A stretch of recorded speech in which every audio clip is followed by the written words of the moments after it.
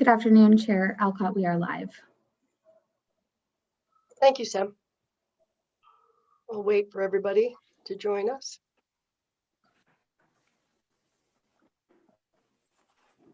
Okay, just need to view. There we go. Perfect. All right. I think, oh, I'm still waiting. There's Councillor Armour. And are we expecting Councillor Fitzgerald?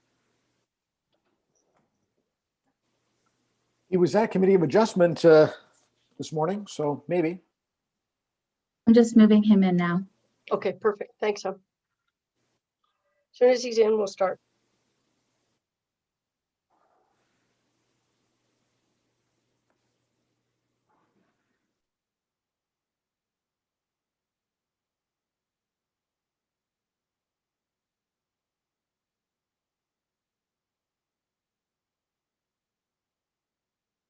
Okay. I do see him. Well, I don't see him, but there he is. Okay. Hello, hello. Okay. So We with have that, we have issues in Port Sydney, just so you know. We haven't had cable for over okay. I think I had some internet issues this morning internet too. is sketchy. So Okay, with that, now that you're here, I will call this meeting to order and welcome everyone to the hearing. The meeting is being held electronically in accordance with Section 238 of the Municipal Act 2001. The procedures for the meeting are as per the town's procedural bylaw and the electronic meeting protocol during emergencies. I have confirmed that we do have quorum, so that's great. And I'll move to the motion to adopt the agenda. I have a motion moved by Councillor Stone, seconded by Councillor Fitzgerald. And it is recommended that the Planning Committee agenda dated February 10th to 2021 be hereby adopted as printed and circulated. All those in favor? And that carries. Are there any disclosures of pecuniary interest? Okay, seeing none, we'll just move to the public portion of our meeting.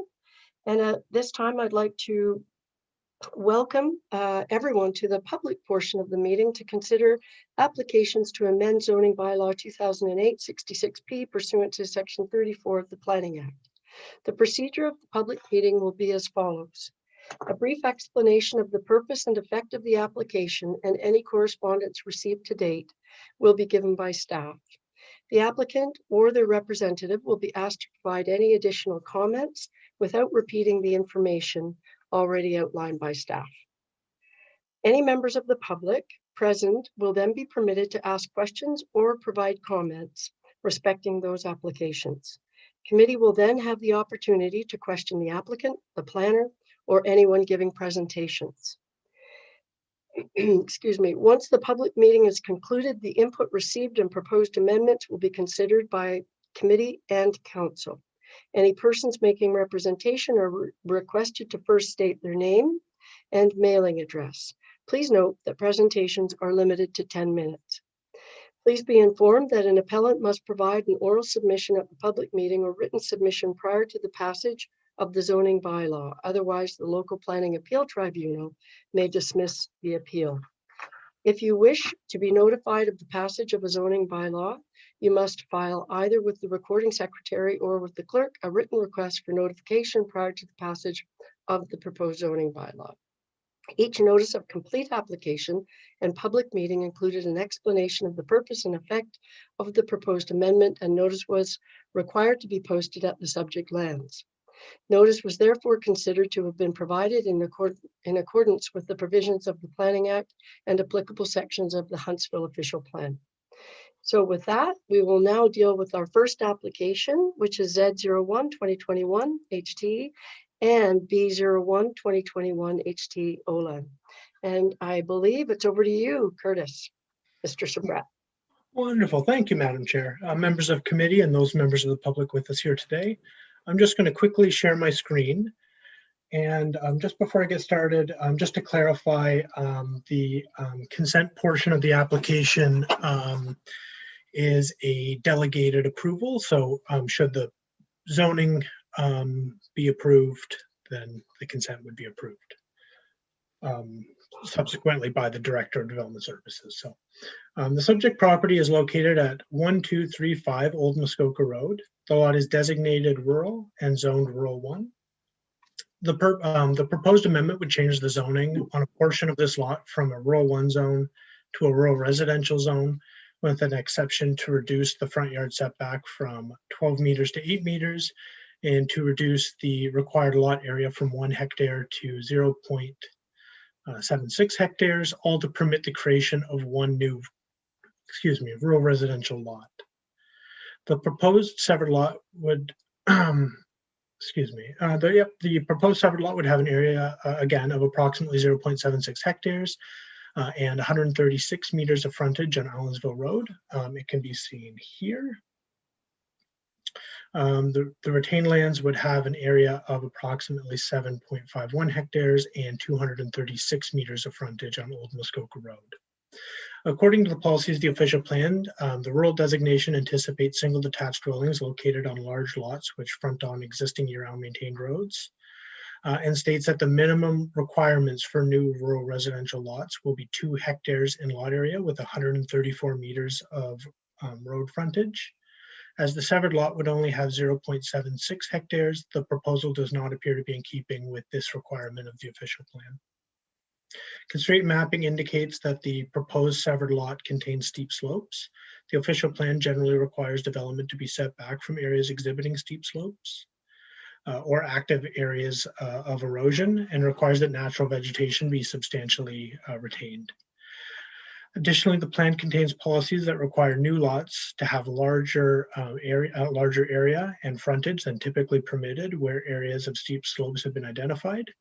This additional area ensures that all development and associated infrastructure can be sited on the lot without impacting the integrity of the slope during construction, and lessens the potential impact to slope integrity over time. As previously noted, the proposed lot does not meet the minimum lot area requirements of rural designation, and nor does it meet these requirements. A technical report was submitted by an engineering firm to address the slope-related constraints. The author notes that the slopes appear to be in a natural state and would be considered stable. The author states that should development be permitted, care should be taken during development to maintain the slope in its natural state to ensure the present stability is not compromised. They included recommendations to address slope hazard constraints, which were listed in the staff report. Should committee wish, I can outline those recommendations upon request. Further, the author states that the proposed building and septic envelope locations shown on this plan, so it's these hatched areas, are generally acceptable, subject to recommendations of the technical report being implemented. Despite the author's conclusions and recommendations, the report made no specific mention of relevant official plan policies respecting lot size for lots containing slope hazard constraints, and did not identify the actual areas of slope, so where the 30% slopes were actually located on the lot, to ensure that their recommendations could be adequately implemented while leaving sufficient room for development. As the proposed lot size is less than the minimum size permitted in the rural designation, the proposal would not meet the steep slope policies of the plan. The application was circulated in accordance with the provisions of the Planning Act, and no objections have been received. The application does not appear to conform to the policies of the official plan, and therefore staff are recommending denial. Okay, thank you, Curtis. At this point, I would call upon the applicant or the applicant's representative to provide any additional comments if they so choose. The applicant or their representative are reminded to use the raise hand button or press *9 on their telephone to indicate that they would like to address committee.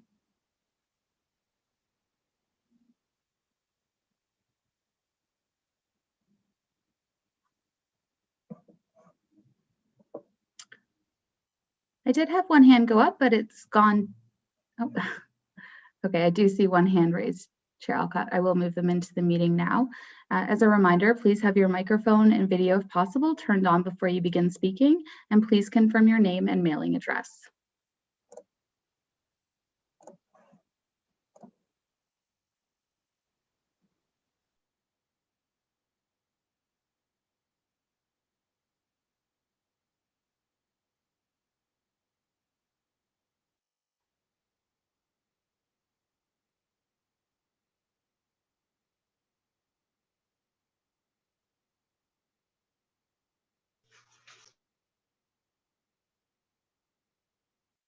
Mr. Hines, welcome. Thank you, Chair Alcock. I don't see my planner has joined the meeting. For some reason, we weren't informed about the change in the time until I opened the agenda recently. So there's no and there was no direct link. So Oh, there's your planner. Pardon me? I see there is a planner there. Is your planner Lanny McDonald or McDonald? so I always do that. Sorry. I don't. Oh my. Sorry, Lanny. I get you confused with a former hockey star, you know? That makes sense. Mustache. I'm gonna bow out and let Lanny take over. Yeah, Okay. you're not the first And one. I'll to speak speak up. later. if you don't Okay, mind. thanks, Mr. Hines. That's good.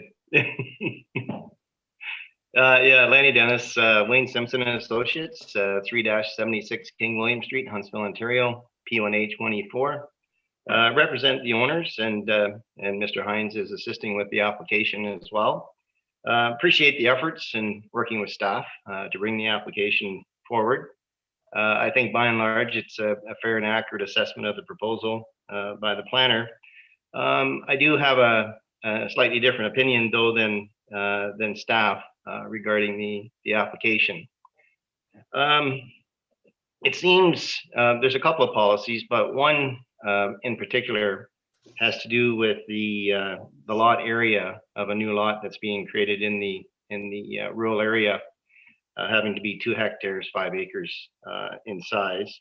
And that would apply specifically to the severed lot. The retained lot certainly complies with the frontage and the area. And quite frankly, a lot of official plan policies can't cover all situations that arise. And certainly with respect to the lot area, it was addressed through the engineer's report that was provided. They looked at the building envelopes and the septic envelope that was identified on a sketch and agreed that there was suitable area to accommodate a septic and a dwelling, a parking area, and a well. I also looked at the access to the site as well, and I haven't heard anything otherwise in terms of there not being appropriate access to the property.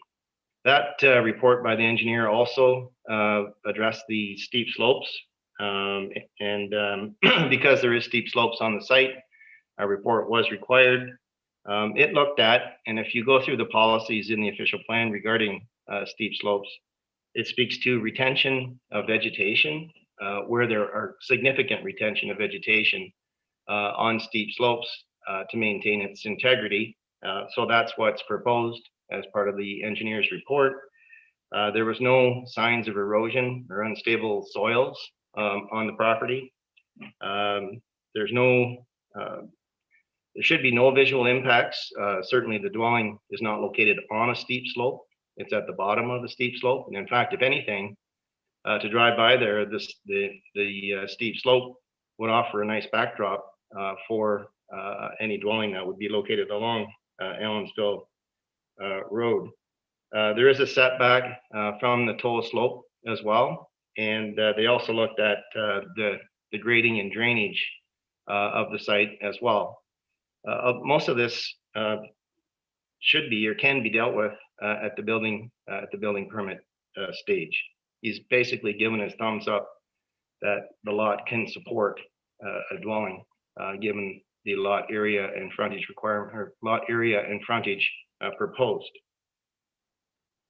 In this instance, I strongly believe that I think it's reasonable and justifiable to allow, or at least have committee consider approval of a lot at this location for the following reasons.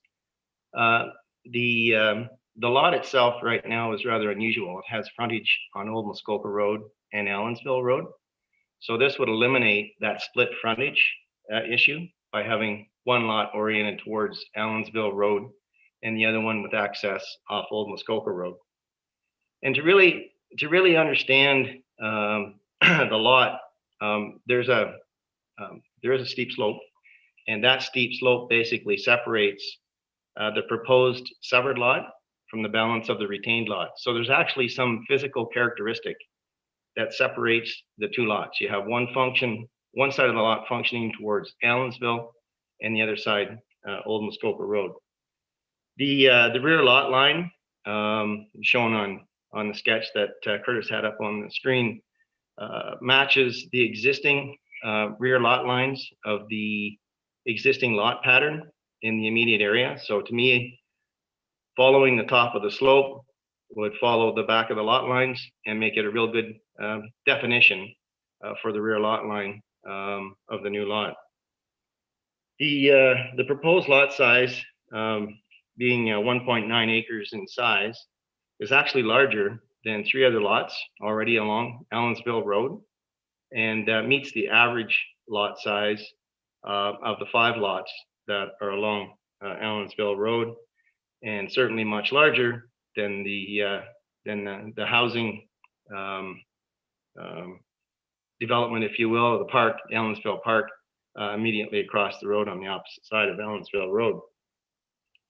The lot size is more of a reflection of suitability and compatibility of a lot to accommodate a dwelling and a septic system. And as I said, that the report prepared by the PNG qualifies that. From an aesthetics perspective, frontage, as we know, establishes density along a roadway. So basically, the town envisions, a lot every 440 feet along a road. The proposed severed lot would have the largest frontage of all the existing lots along Allensville Road of those in the immediate area. The average frontage is about 285 feet versus 477 feet of frontage on this lot. So even to go back to the steep slope policies, the OP says 440, says bigger if you got a steep slope. Well, the frontage is actually bigger than the 440, coming in at 477 feet. The area is certainly characterized with existing residential lots with similar area and slightly smaller frontage. The proposed severed lot with a new dwelling would reflect the character of the area. In this instance, while there's more land available to the rear of the severed lot, that you could make it conform to the 5-acre minimum lot area requirement, the land itself simply wouldn't function as part of the property that fronts Allensville Road. You would end up with an unusual lot configuration just to qualify the OP and the zoning, whereas that lot area wouldn't function as part of this lot, and it would make an unusual lot configuration.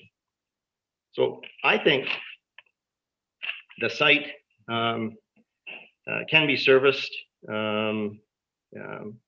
It reflects the character of the area. It has frontage on a year-round municipally maintained road. Those are sort of the heart and soul of the provincial policy statement policies. So in my opinion, it does conform with the general intent of the official plan. It's consistent with the PPS, and I think it represents an ideal candidate for a rural residential infilling lot. And respectfully request committee consider approval of the application. Thank you. Thank you, Lanny. I'll ask Mr. Hines, did you say you wanted to speak to this as well? You're on mute.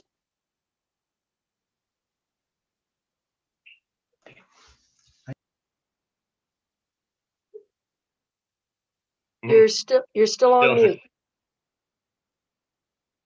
getting some assistance here. There we go. That, There we and go. help- Very good. and very Thanks helpful. again. Good afternoon, all staff. I've been working with Miss Olin to, once she realized that she actually owned this piece of property, she had made many inquiries to the town and to the municipality. But anyway, she asked me to work as her agent. Just a couple things. If you could pull back the map, Curtis, of the site plan and put that on the screen. Curtis, you're on mute. I'd be happy to, Mr. Hines, with your permission, Madam Chair. That'd be great. Thank you. I guess I drew this plan and I see I did not identify the steep slopes in particular. I was more concerned about addressing the septic and the building envelope, but the 120 meters, 120 feet, you see, it should have been identified as the area of the steep slope, and the 148 on the left, 148, and on the right, the lot adjacent to the what used to be the old Allensville Hall. Those are the definitions of the steep slope, and it does go beyond that. So Curtis, I apologize that they weren't properly identified on that plan. That was my error. So that's just wanted to clarify that. The 4 properties to the east that have been developed and built upon all have houses on them, and they all have the steep rock slope on part of them. The one that says part 1 has quite a bit more than, of course, the one that says part 3, but they've all had to deal with the rock slope in their dealings with the town previously, I take it, and building where it's appropriate. And this lot is really no different than what the lots have been built on beside it. The other lot on to the right was previously the old Allensville Hall, which was solid rock and very, very difficult to build on. And the town sold that lot and it's got a nice house on it now. And again, there's always difficulties building on some of these lots, but there is potential here. There's lots of, even if we didn't get the setback changed, there's still, from a builder's perspective, I've built 10 houses over the years or more, and there's sufficient area as required by the bylaw to put a house and septic on that, and the very good access for a driveway and so on. So all the lots have a unique character along Allensville Road and the same natural features on all these lots. So there's really no difference in what has been already built on. Lanny's already mentioned the size is comparable to what's there. There's only one lot that would actually conform to the 2.5 acres and 1 hectare required under these existing conditions. Of course, they were approved prior to that. And the frontages, range from 210 to 399. So this lot would actually be the only lot to meet and exceed the requirements both of zoning and OP of 134 meters. And I think I always thought that the overriding issue is here the frontage rather than being short on the acreage, because I do realize you want to eliminate as many entrances as possible onto the roadway. So the frontage is certainly important, and we have that frontage. There's also a financial benefit to the town, which wasn't raised at any point and I just, this is on an existing road. The house gets built, you have more municipal taxes, it doesn't cost the town anymore. So there is a financial benefit to the town. So there's been no objections from the public or the neighbors that I understand, and there was no objection from the District of Muskoka. So I would really hope that there'd be no objection from the council here today and that you would approve this application. Thank you very much. Thank you very much, Mr. Hines. At this point, I think if you two can stay in the picture, we'll lose your picture, but I think you'll stay in with us, because at this point, I will ask if there are any members of the public who would like to address committee with respect to this application. Members of the public are reminded to use the raise hand button or press *9 on their telephone to indicate that they would like to address committee.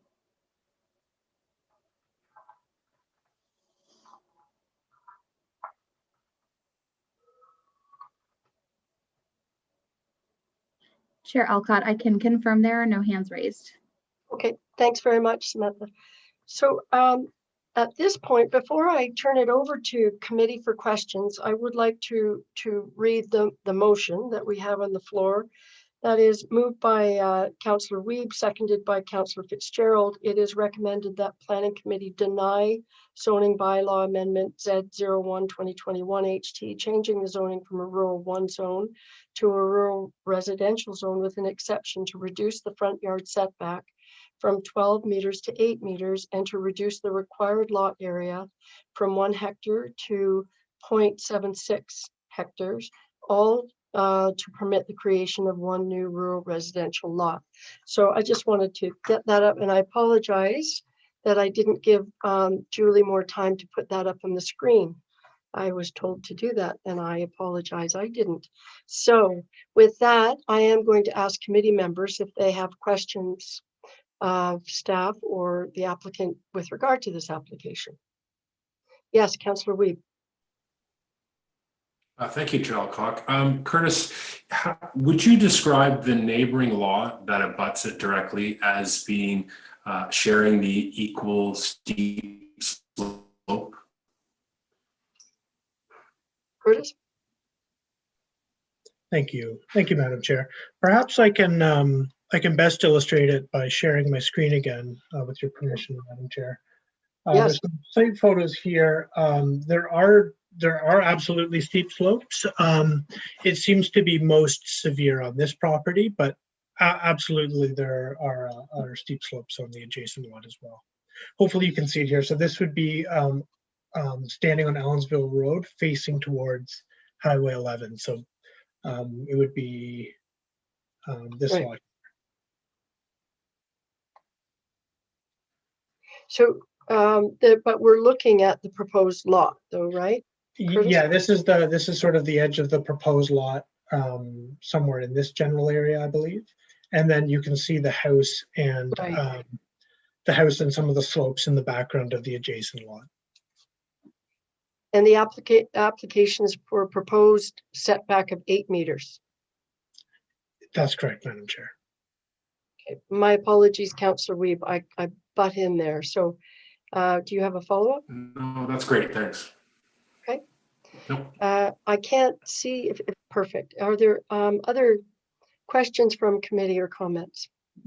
Councillor Armour, followed by Your Worship by Mayor Terziano.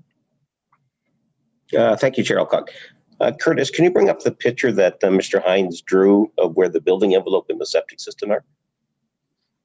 Yes, absolutely. Through you, Madam Chair. I will just bring that up now. Thank you for that. So the proposed driveway is closer to the end of Allensville Road, and then they'd have to drive up along side of the hill to get to the building. Is that what I'm seeing there? The septic in front? Yeah, thank you. Through you, Madam Chair. So you're correct. Yeah, so the driveway would be closer to Old Muskoka Road, the intersection of Old Muskoka Road. And this hatched area represents the entire building envelope. And this cross-hatched area represents where the septic would potentially go. So theoretically, they could site a house anywhere within this entire hatched area. And Okay. the septic is recommended in this area. So it's hard to say where exactly they would build because they would have some flexibility as long as they developed in accordance with the provisions of the bylaw. Theoretically, they could put it anywhere within that band, but yeah, hopefully that answers your question, Councilor Armour. Yep, it does. Thanks. Okay, and I believe Mayor Terziano. Thank you, Madam Chair. Through you to Curtis. I think, Curtis, sometimes these things are put out to make us look rather dumb, but I have a hard time figuring out. The resolution says reduce from 1 hectare to 0.7 hectares. The maps say that we have 1.9 acres, but I think you said a rural lot needs to be 5 acres. I wish we could just talk in one number. It's like feet On and scale. meters. So I'm going to back up to my first question would have been how does the lot size compare to the neighborhood? And it sounds like it certainly meets the intent of the neighborhood. So my second question, or that's not really a question because I think I answered it, but my second question would be, how did we get an entire rural road there with at least 4 other lots, much less than what we require in our zoning? Yeah, thank you. Through you, Madam Chair. It's hard to say when those lots were necessarily created. I mean, over the years, we've had different plans that have had different requirements. I think now we have a plan that requires the 134 meters of frontage and 2 hectares, as you pointed out, Your Worship. And in the past, our 2006 official plan had a requirement of 60 meters of frontage and 1 hectare. And prior to that, the requirements were even smaller. So given the age of those lots, they were created under a different set of rules that permitted that size. So it's fair to say we become more restrictive in what we're looking for in the rural area at each time we update our official plan or zoning bylaws. Is that fair to say? That's fair to say, Your Worship. Okay, and yet this particular application would be very much in keeping with the surrounding neighborhood that we're in right now. That's a reasonable it's a reasonable thing to say, I think. Okay, I'll leave it there for a minute.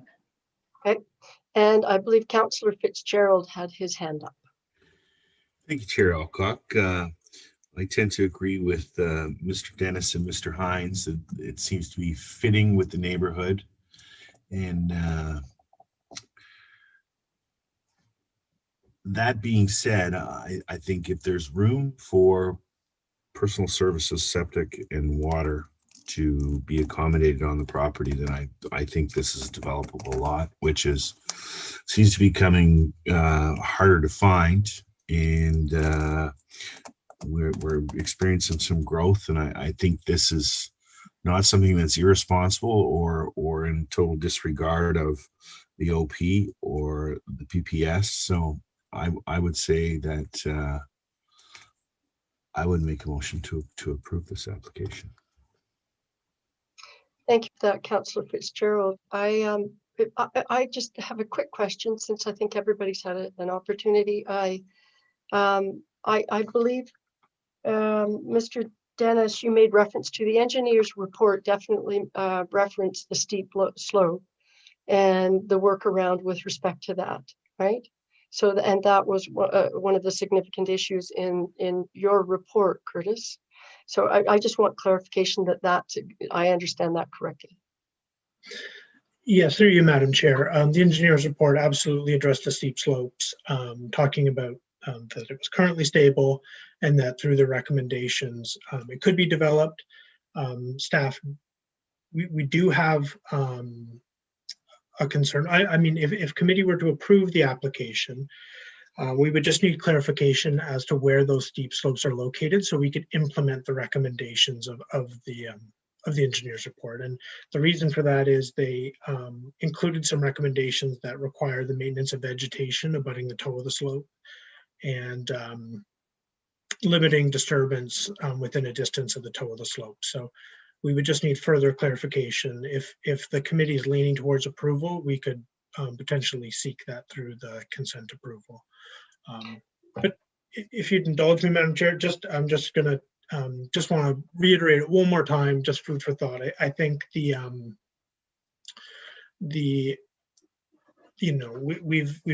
been increasing lot sizes over time. The idea being that we are trying to direct development to the urban areas in accordance with the provincial policy statement. So that's the rationale. And obviously there's situations where smaller lot sizes are appropriate. I think in this case, it's just important to keep in mind that there are 30% slopes and even up to greater than 40% slopes. And just until we know exactly where those slopes are located, we just need to be cautious that we're not approving a lot that wouldn't then meet the recommendations of the engineer's report. So if we were to move towards a motion to approve, so replace the deny with approve, we could also add conditional on. And would that answer your concern, Curtis? I don't want to move it. Yeah, through you, Madam Chair. Because it's a zoning amendment, technically committee's making a recommendation to council to approve the zoning. The more elegant way probably to address the concerns would be through the consent application. If committee is leaning towards approval, I think Mr. Dennis and Mr. Hines are hearing the discussion, and we would then make that a condition of the consent. If they didn't agree with staff's stance on it, then they would have an option to go to the committee of adjustment and ask for the conditions to be amended.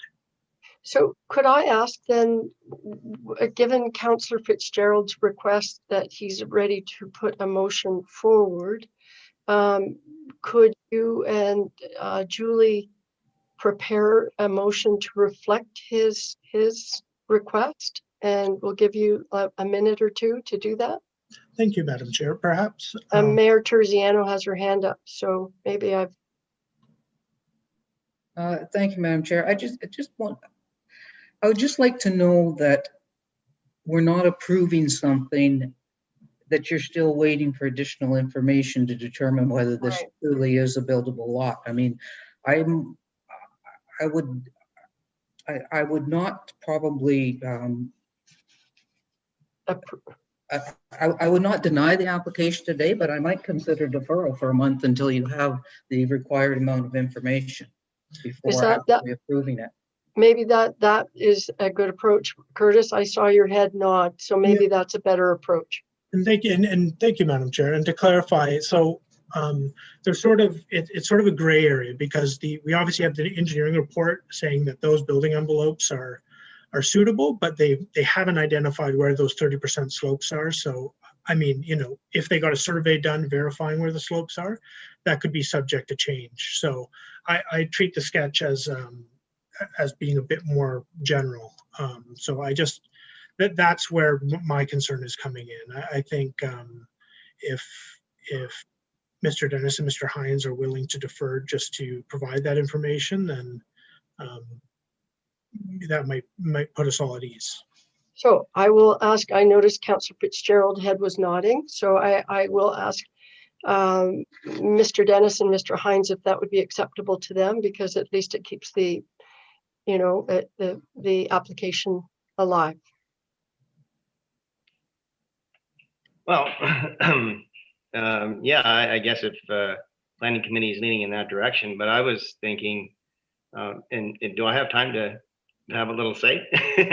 Yes. I was just wondering if I know this is a decision of planning committee recommending the zoning to council, but it's not uncommon that in a 5126 agreement at the severance stage, that mitigation measures are included in that agreement and dealt with through that process, including specifically identifying the building envelope. I think that the engineer has identified clearly on the sketch that this is the building envelope. In that area, there's going to be a building envelope. The 3 meter distance, which is really negligible in the overall scheme of things from the bottom of the slope, where there is a 30% slope, doesn't adversely impact the size of a building that could go on that particular piece of property. We have 70 feet on one side and 100 feet on the other to build a dwelling. And if anything, wherever that 30% is, the worst case scenario, it is all 30%. You move it out 3 meters and there's still plenty of room left. And those mitigation measures have already been identified in the engineer's report. Okay, I appreciate that. And I noticed Councillor Weeb, you had your hand up. Thank you, Lanny.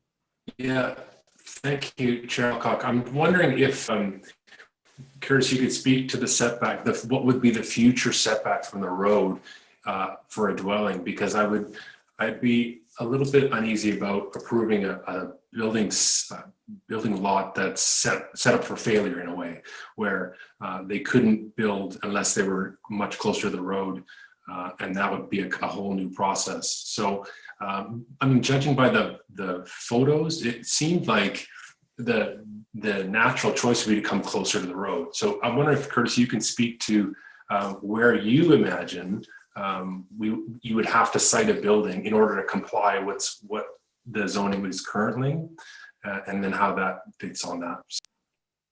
Absolutely. Thank you. Through you, Madam Chair. I'm just going to share my screen once more.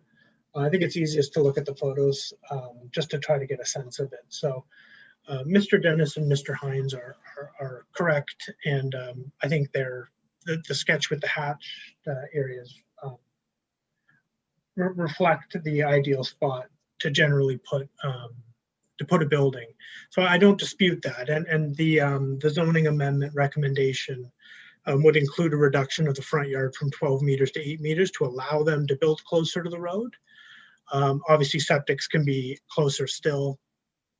The issue really is just that, when we're looking at this sketch, the best information we have are these 5-meter contours. And it's hard to get an accurate idea of where those steep slopes are based off 5-meter contours, because, I mean, obviously each one is only every 5 meters and doesn't reflect the intricacies in between those distances. So I think, committee, we're sharing the same concern, that just that there's potentially a building envelope on this lot, or probably more than potentially a building envelope on this lot, but we just want to ensure that we have an idea where that steep slope is, so we know exactly where the house would sit in relation to the road, as to your point, Councillor Weed. So hopefully that clarifies it. Councillor Weed? Yes, it does. Okay. I'm just, given, it seems like there's potentially, we're moving toward this agreement, and yet there's a little bit of clarification. I am wondering if it makes sense to defer for 1 month while this is sorted out, and when it comes back to committee, it's quite clear. Councillor Stone? Yes, I would move to defer it for a month, or at least until staff are satisfied with the building envelope. Would that give you enough time, Curtis? Thank you, Madam Chair. I think it would be basically, we would need the applicants just to provide us with clarification as to the boundary of the 30% slope. Perhaps their engineers shot some spot elevations when they were out assessing the property, and if so, perhaps they could just draft something up quickly, and that would be all we need. Just a line representing the areas of 30% slopes on the plan in relation to that building envelope. Okay. Mr. Hines.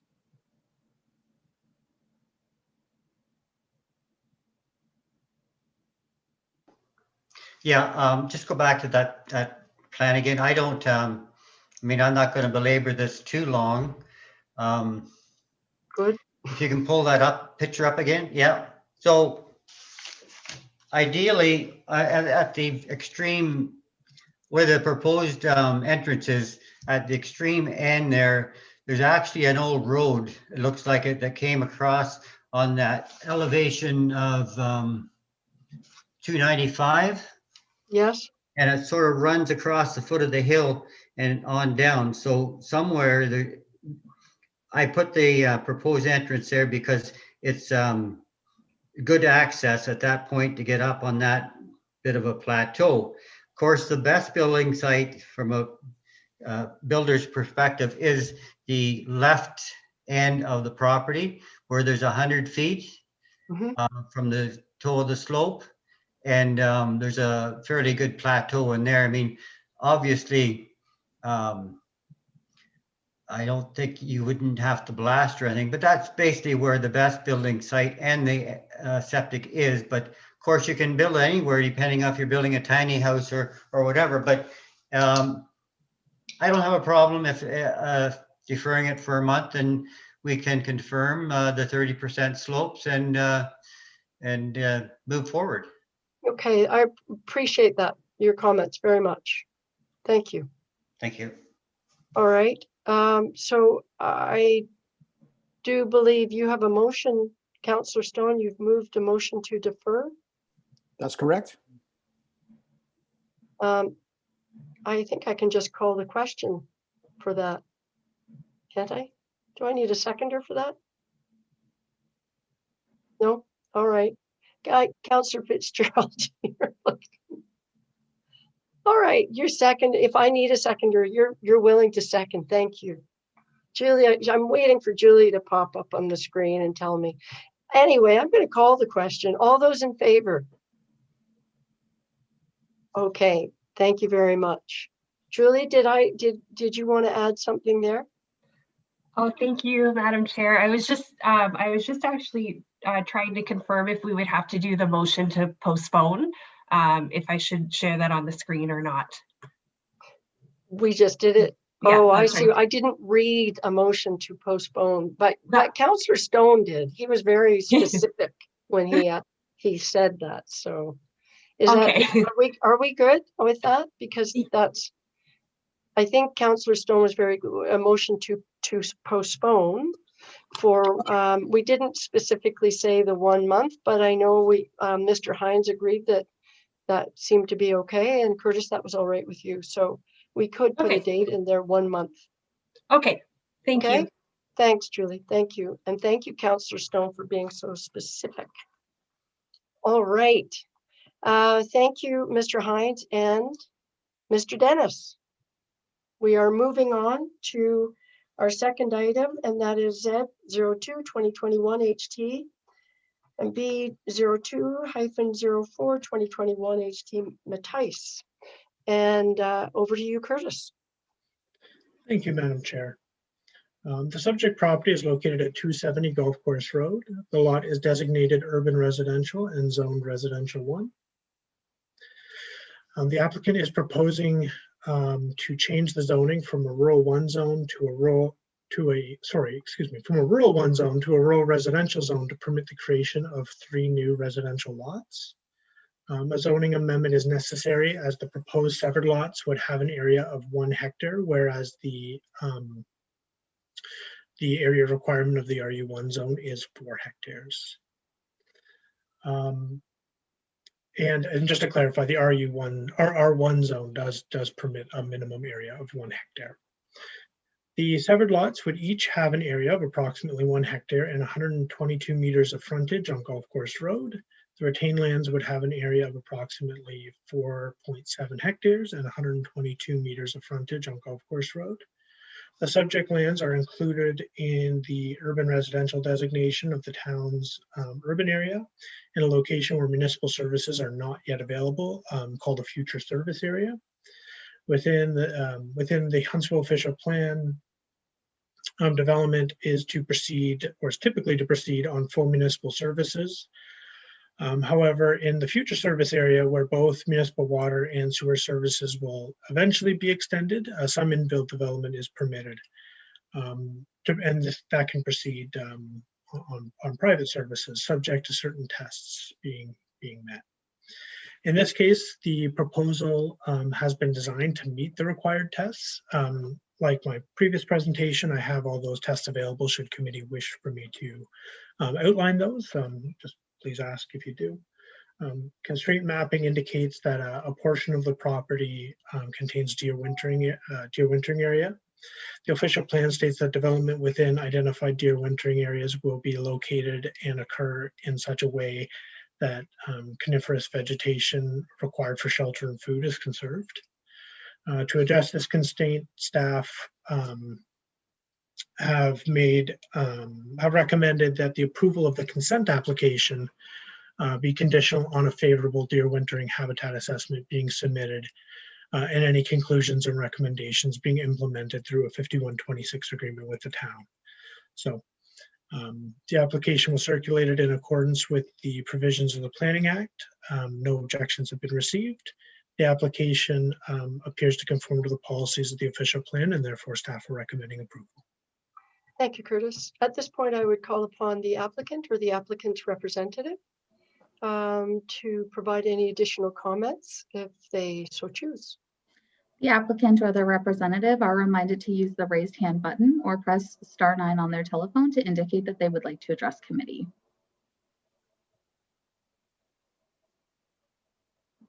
Chair Alcott, I can confirm there is one hand raised, so I will bring them into the meeting now. As a reminder, please have your microphone and video, if possible, turned on before you begin speaking, and please confirm your name and mailing address.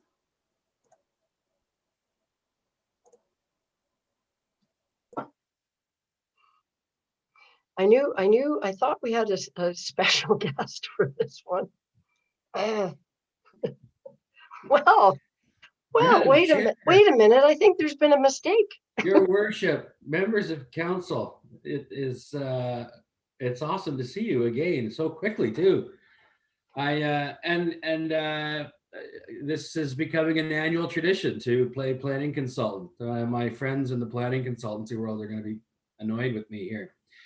At any rate, I am here with Andy Mattice. We're in a bubble.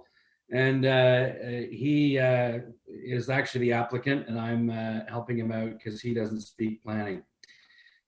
Although he does have an eye for this, I got to say the layout of the lots was largely his work. So I just want to say I really do appreciate Curtis, the work that he and the staff have done. They've been very helpful, and agree for the most part with their recommendation, with the exception of the request for what seems like an unnecessary expense on a consultant yet again. These secret deer wintering maps identify, I think, actually, that the vast majority of the deer wintering area that affects this property is at the very northern tip of it, which really won't see any development. And of course, on the golf course, which is, it has some coniferous pines for sure, but it just seems like a kind of a silly expense and a delay, frankly, that is unnecessary, especially since this is in fact in the urban service area, and this is really the evolution of its ultimate density that we will see. And so if there is in fact a deer wintering area study required, I can't see why it would be needed now. Perhaps in the next phase, when there are services and the retained lands get developed with higher densities or something like that, maybe then it would make sense. But we think it's an unnecessary expense and delay, and we would actually request council and committee to scratch that from the recommendation. Happy to answer any questions as well. All right. Thank you, Mr. Aitchison, for your comments. So at this point, I will ask if there are any members of the public who would like to provide comment on this application. Members of the public are reminded to use the raised hand button or press *9 on their telephone to indicate that they would like to address committee.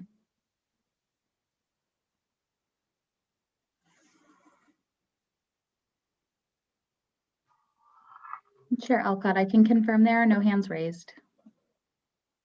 Okay, thanks very much, Sam. I am going to read the motion before I ask committee members. And I do have a motion moved by Councillor Fitzgerald, seconded by Councillor Armour. It is recommended that Planning Committee approve zoning bylaw amendment Z02-2021 changing the zoning from a rural 1 zone to a residential 1 zone to permit the creation of 3 new residential lots. And that's the total motion. So if you would stay with us, Scott, that would be good. And I will ask committee if you have questions or comments. Councillor Stone. The motion doesn't mention anything about the deer wintering. Can I ask Curtis to speak to that? Okay, Curtis. Thank you. Through you, Madam Chair. I guess I'd first like to just apologize to Scott and Mr. Mattice. I think I was a bit misleading in when I called them to discuss the conditions. I mentioned the deer wintering requirement. The motion before committee today is strictly the rezoning, and the consent is a delegated approval that would be considered by the Director of Development Services. if the applicant and Mr. Aitchison wish to challenge the conditions, then we can take it forward to the Committee of Adjustment, and the committee can then decide to remove the condition if appropriate.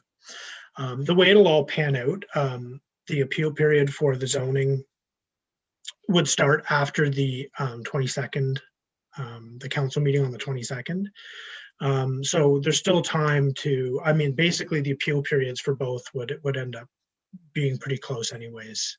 And so I think when I initially spoke to Andy, that I suggested that it would be possible to amend the condition at this committee, which I was a mistake, so I apologize.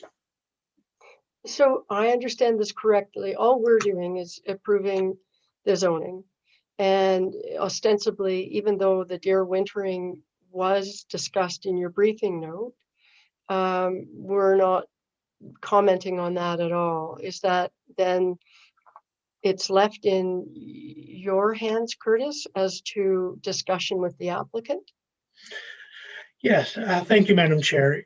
Essentially, the way it would work is we would propose the conditions. They're included in the staff report for transparency's sake.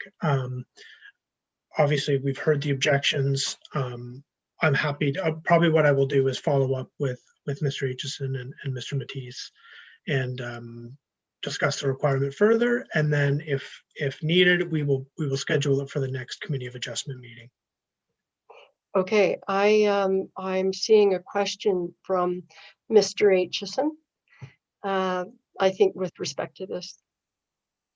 Yeah, thank you. I obviously removed enough from this process to be actually thrown off a little bit here. I guess my question would be, my concern, I guess, is about timing more than anything else. If this committee, as we were led to believe, cannot instruct the Director of Development Services to not enforce or implement that recommendation for a needless study on where deer live, I think if we have to then go to the Committee of Adjustment, which we would have to wait another month, we're now delaying this by a month. Is that what I'm to understand? Curtis? Thank you, Madam Chair. Given the process we have now for delegated approvals, this would have been the process regardless of my my oversight. Essentially, the Committee of Adjustment couldn't approve the consent without without council approving the rezoning because the sizes wouldn't meet. So in the old days when we did concurrence, they would essentially be approved at the same time. But now with the delegated approvals, it's sort of offset. But there is a slight delay in terms of timing, but it would be a matter of, like a month, 10 or 15 days, I think. Okay, so it's a matter, you're saying it's 10 or 15 days because this zoning, if we approve the zoning today, then it wouldn't be finally approved until council. And in the meantime, if there was a discussion that it had to go to committee would fall 2 weeks after council is really what you're saying. So it's a 2 week delay, potentially, if that's where the discussions between you, Curtis, and the applicant went. But I'm seeing Mayor Terziano's hand has been up for a little while. Thanks, Madam Chair. Just to clarify, so Committee of Adjustment would get the application 2 weeks after council, and there's no ratification of that. It's a final decision. Where I'm confused is, can you send the application to Committee of Adjustment without the deer wintering clause, or would that be a decision of that committee, the deer wintering clause? Thank you, Madam Chair. I believe given the policies being what they are, I believe staff have to require it. It's pretty black and white. Mr. Aitchison makes some great points. And I'm happy to discuss it with him and the manager and director of planning as well, just to make sure that we get it right. But I believe here today that we are required to ask for it. So if they don't think it should be required, then it would end up at the Committee of Adjustment, and the committee would actually have to vote to remove that condition. Okay. So the And- worst and- case scenario, you'd be back at Committee of Adjustment on this day in March Right. to lobby to have it removed, and that decision would be final. And Yeah. that decision is final. So it really is a 2-week delay. Okay, Mr. Aitchison. Thank you, Madam Chair. And so in terms of the appeal period of the zoning, which is 28 days from what I recall, would that run concurrently with the time lapsing before we met at Committee of Adjustment to address this issue of the Would, right? study? Yeah, thank you. Through you, Madam Chair. So the appeal period for the zoning would start on the day that the notice of the passing of the bylaw is sent out. Okay. So typically, we would send out the notice of passage at the end of the, towards the end of the week, because we need time for the bylaws to get signed and all that type of stuff. Okay, so it doesn't really delay us at all then? Really, it would be a very small delay, if anything. And Okay. I think with the passing of the zoning, there's one way or the other, then you would have some confidence that the lots then fully meet all the requirements of the official plan. And, it's really just would become a discussion more about the deer wintering study than the actual appropriateness of the lots. So. Okay, thanks. Thanks, Curtis. And Councillor Weep, and followed by Councillor Armour. You know what? You're on mute. Yeah, I'm gonna retract any question I had. I'm good, thanks. Okay, perfect. And Councillor Armour? Yeah, thank you, Your Worship. Through you, I'm curious between lot 1 and lot 2, Curtis. It looks like there might be a road allowance there running through to the attain line. I was wondering the width of that piece of property there. Will that leave that accessible or not? Yeah, thank you, through you, Madam Chair. It's actually part of the proposal. So the way the applicants laid it out, one of the requirements of severing lands in future service areas is to design the lots in a way that the future development of the land is possible. So Mr. Aitchison and Mr. Mattice have laid out the lots such that they've left a 20-meter, 66-foot strip that could theoretically in the future become a road access if somebody were to apply to develop it further, if and when services become available. So it's more just like a future, just setting aside some land for the future to ensure that it could potentially be developed to its full potential. Okay, Councillor. All right, are there any other questions then with respect to this? Seeing none, I have read the motion. I would call the question. All those in favor? That carries unanimously. So there you go. Thank you very Madam Chair much. and Council. Bye-bye. Bye. Thank you, So- members of committee. Hey, before you go, Curtis, I know this is the end of the public portion of the meeting. Are you sticking around? Or for the rest of the meeting? I certainly can, Madam Chair. Well, unless we want to say goodbye now, but I stick around. Okay, Okay. I'll stick around. Perfect. Thank you, Madam Chair. I'll listen in. I'm always interested, so Okay, good. Thanks. thank you. All right. With that, right, I apologize. I need to find the end of the public. Now that all comments have been received, I declare these public meetings respecting the above applications to be concluded. We will now move to the non-public portion of the meeting. And if the applicant or their agent wishes to make comments regarding their application, please raise your hand after the staff presentation. Okay, with that, I'll turn it over to Richard Clark. We do have one application in this remainder of this section, and it's SPA 123-2020, Dunn Capital Corp. All right, thank you very much, Madam Chair. Through you, I'm just going to share my screen.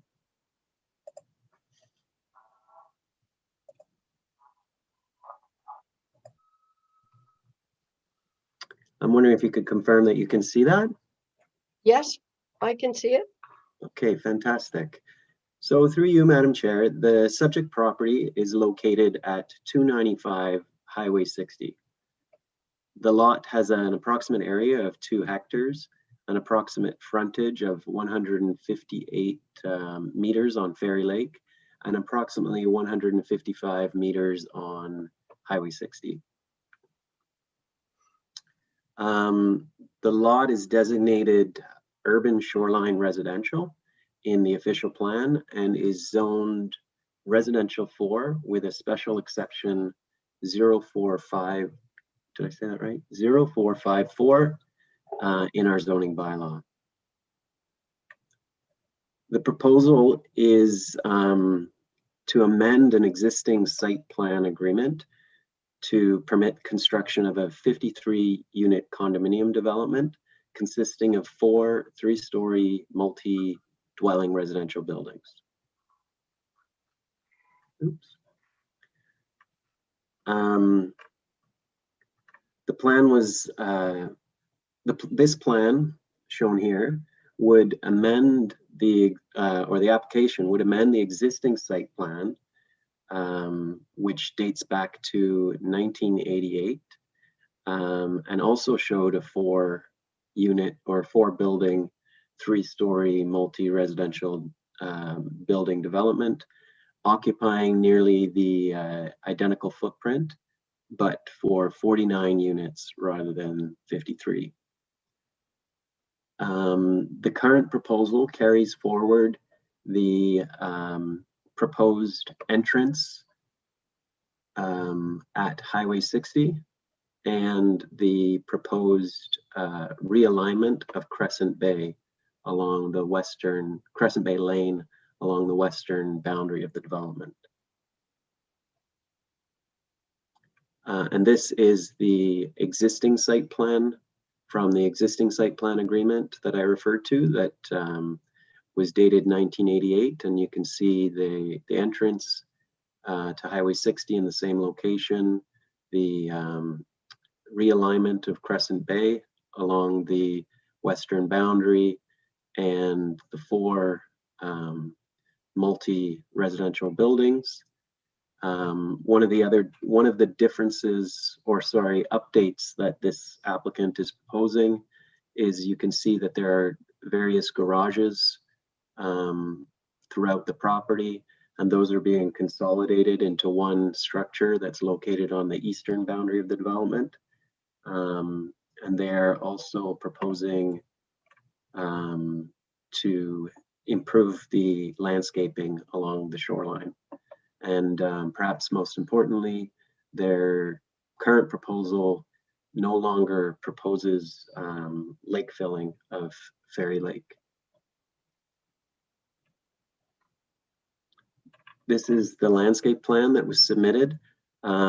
So both the site plan that I showed here and the landscape plan are not the same as the ones that are within the report.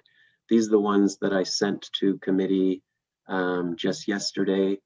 They are referenced in the report, but unfortunately, the plans appended were the older ones. They've since been revised. So what you're seeing here are the revised plans. So the zoning for the property is governed by another old approval dating back to 1987, and all zoning setbacks and requirements applicable to this site are as outlined in a property detail schedule that's referenced in the site-specific exception. This is that property detail schedule, and it governs the locations of the permitted buildings in relation to lot lines, in relation to geographic locations shown on this plan. and it governs so structure locations as well as lot requirements.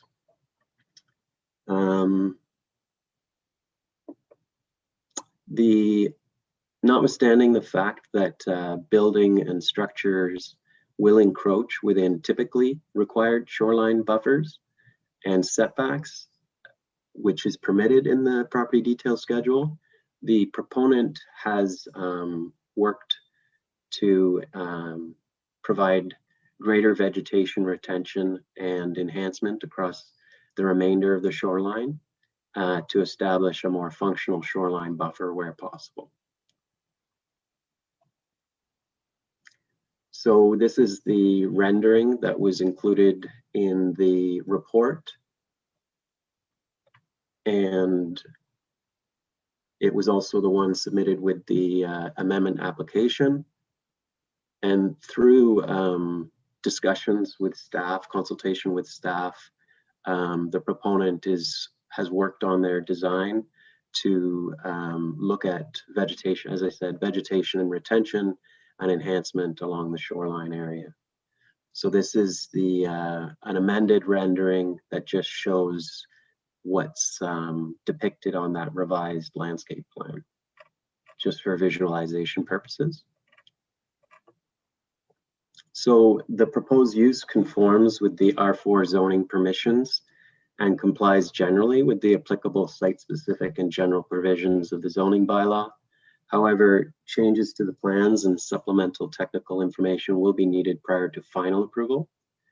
These changes are detailed in the report and include further detail relating to demonstration of building height compliance through submission of elevation drawings and additional recommendation regarding changes to the landscape plan, mainly pertaining to visual screening, shoreline buffer planting, and tree preservation.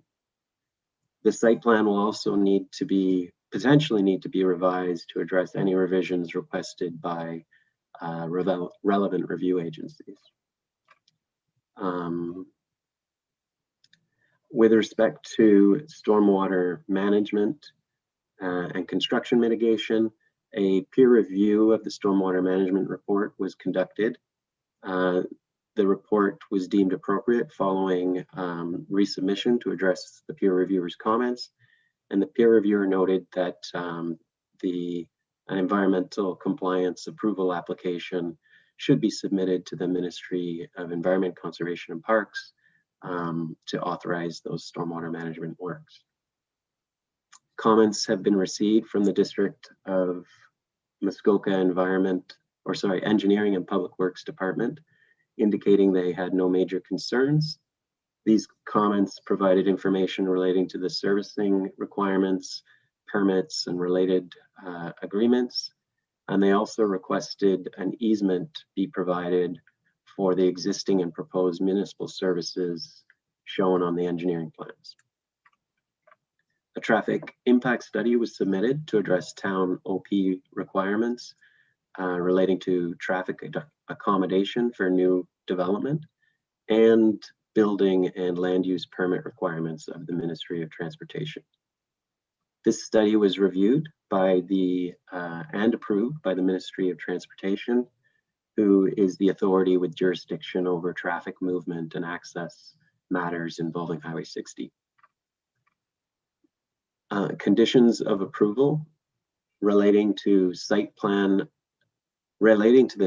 amendment have been recommended to address access issues which arise given the proposed realignment of Crescent Bay Lane to accommodate development and the new Highway 60 entrance. The development will not be able to proceed until access issues are resolved with surrounding landowners. No other comments have been received to date. And these are some recent photos of the property. And they just show, perhaps this one is most useful. It just shows what the property looks like from Fairy Lake and the existing vegetation. So staff are recommending approval of the application, subject to conditions to address outstanding matters noted in the report and any requested revisions from the relevant review agencies. And I'm happy to take any questions you may have. Okay, thanks, Richard. We did have a delegation request, which I approved. So before we go to the applicant in this case, who I understand would like to speak to it, I am going to ask the delegate to come forward now. So Julie, I noticed Julie's there, and someone's doing that. Samantha's still there. So I'm here, so if the delegate could just raise their hand so I could let them in, that would be great. thanks, Sam.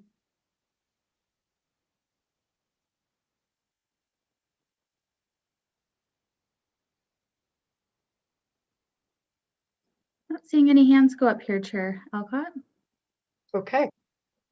All right. Well, at this point, I will then ask if Julie, did you want to? If I may, Madam Chair, I do see a name that appears to be familiar based on the deputation request that had come in. So I'm not sure if they weren't sure how to put the hand up or what it is, but I believe they might be in the list of attendees. Okay. If you could tell me that name, I'd be happy to let them in, Julie. Oh, so it appears that. All right, Samantha, you're seeing a hand now, aren't you? It went up and it's come back down. But you now know who it is? Oh, there it is. I believe so. I'm going to let them in. Thank you. Don't you love Zoom?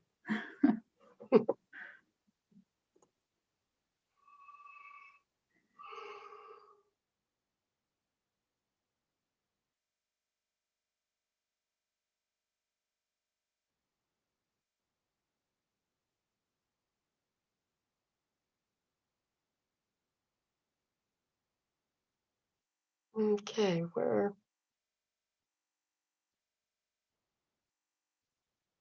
Sam, are they here?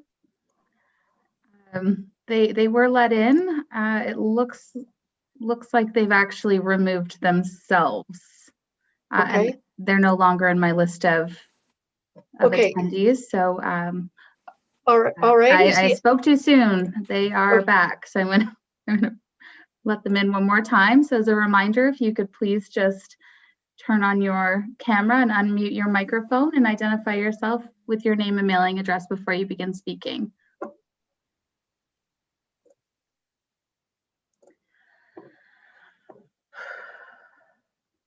Okay, I can see a name, but I can't see a picture, and whoever it is, you're on mute.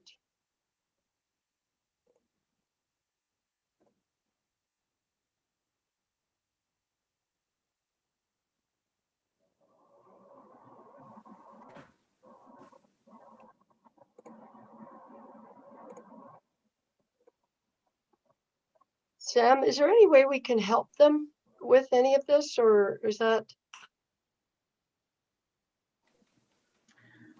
I am doing that, of course, Chair Alcott. I am pushing requests for them to unmute themselves and start their video. You should be getting those requests. You should be able to.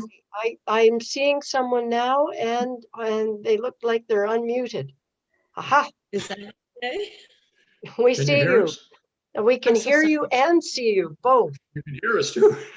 Thank you, Madam Chair. If you could state your name and that for the record, that would be great, please. Stan Kewen and Carolyn Kewen. Okay. 261 Highway 60, Huntsville, Ontario, P1H 1B9. Okay. Okay. I'm not sure if this is the proper meeting or whatever. We just have some concerns about the Dunn development that we're talking about. We may have had somebody sort of represent us that knew a little bit more about this process, but we were just told about this meeting yesterday. So we had 26 hours notice. But Mr. Clark has some of our concerns that we've emailed to him. and previously discussed with them. And we, I guess, we have no concerns with the building 1, 2, and 3 that's to the east of our property. Mhm. But there's one going in on a very tight piece of property directly in front of our house that will totally block our view. Now, I think in some of the information that we've seen, it's calling for a 3-story, but the developer is actually going to do some elevation drawings and then possibly try to get a 4th story approved. And we're certainly not happy about that entire building, but not to go 4 stories. And we have, that will be sorted out. We have an easement across that entire property, pedestrian and vehicle. But that's going to be, I think, looked after before some of the approvals are made, according to what Mr. Clark said. Mhm. Yeah. And I guess one of the concerns is if you, where's the glasses?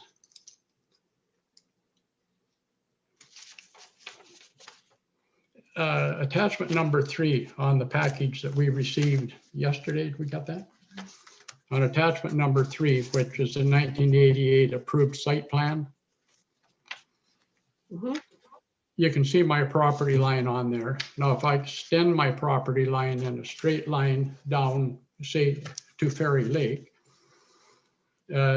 building number C1 on that plan, which I'm assuming is building number 4, it just touches my property line. But in the new attachment 2 site plan, when I extend that property line, about 1/3 of that condo is to the east, which totally blocks my To the view. west. The original drawing in 1988, attachment number 3, I don't like it, but we could live with it, but we probably have to live with it anyway. But it's just, I'm not too sure how they could move it. Because when we bought this property, we knew that that development somewhere down the line would probably, would go. We talked to somebody in the town office before COVID. This was 8, 9, 10 years ago. And they indicated that if that plan that was approved in 1988, 1987, whatever, was sort of gospel. That, as long as the developer didn't make any changes. But if he did make changes, then it would have to go back for approval. Now, I'm not sure what that meant. The whole thing would have to be approved, or like, oh, for new approval. Now it's maybe just his changes would have to be approved. I don't know. But, and just, I don't know if any of the committee has been to the property here, but on, I guess, the very east end of the property, Mr. Clark showed a picture taken from the lake, looking in on the vegetation, things like that. That slope to the very east of the property is earlier listing to some of the proposals put in on other properties. They were talking about the slopes. Now, the slope directly in front of my house where the property goes to the lake is probably a 1-to-1 slope. 1.5 to 1. It's a very steep slope. And I actually have concerns about the building going there, but I guess the engineers have indicated that it probably can, that it will fit. But and those, I think, are all our concerns, aren't they? The value of our property. Well, yeah, as you understand, if they put a condo directly in front of us that blocks our view to the lake, our property value is going to go way down. So. Okay, so that's a substantial list. I will turn it over to Mr. Clark to respond to a number of those rather than me jumping in. I think actually I should.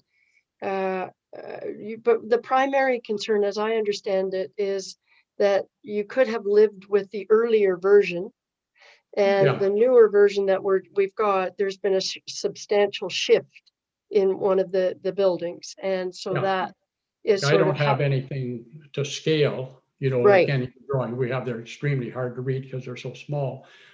But if at least of that building number 4 Mhm. on the old approved plan, C1, I think they called it, it appears to me that it has been moved about 1/3 of its size to the east, and that, you know, that's almost directly in To front the of us, west. or to the west, I should say. I think before I said the east too, but to the west. okay. So if I may, Richard, can you maybe respond to that a bit as to how that can happen? And, you know, Sure. Yeah, thank you. Through you, Madam Chair.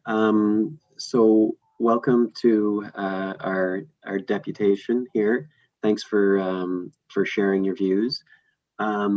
So I can definitely see what they're referring to when you look at the 1988 site plan versus the current proposed amended site plan. That building, which is C1 on the, let me just confirm. Can I share my screen? yes, that would be great, actually. I think everybody would appreciate that. Okay. So can you see those images? It's a strange image. It's hard to. It is a strange image. It is, but Good segue. So this is showing the property detail schedule that's referenced in the site-specific zoning exception. And this is from 1988? This is from 1987. 87. And this was approved through a zoning bylaw amendment at the time, and it's been carried forward into our current zoning bylaw, and it governs the lot requirements and setback requirements for this property. And you see there's a number of measurements on the drawing, and those are actually you would call those the equivalent of the setbacks that have been approved. Okay. So when you're looking at this property, the zoning permissions allow someone to build within something within those setbacks, or sorry, to complying with those setbacks. So what this proponent has tried to do is take the 1988 site plan, which is this, and update it, try and modernize the proposal and amend the site plan, but not deviate from any of those zoning permissions, those provisions, those setback provisions. So they've done that. Notwithstanding that, the amended site plan does show that building C1 on this drawing, which is building 4 on the revised site plan, is shifted further to the west. So that is true. And I think we're being asked to consider that amendment. And what I can say is, if you look at it from a zoning perspective, and we can confirm this, we can ask them to confirm this on the plans, put those setbacks on, but it would appear to conform to the zoning permissions. And I know when the proponent is here, and they can speak to what they did to try and maintain those zoning permissions also. Okay, so we can definitely ask them if in fact they still are living within the existing approvals with respect to that particular building. Yeah, Right. and on another matter that was raised in terms of height, so I had noted that too. From the renderings, it does, if you look at the site plan, it says that these are all going to be 3-story buildings, which is great. The zoning permits 11 meters. And when you look at the rendering, it looked like the one building in question appeared to be maybe 4 stories. So I was flagging that also, and I was asking for elevation drawings to confirm that that is indeed going to meet the height or comply with the height provisions of the bylaw. So that's something that they'll still need to do.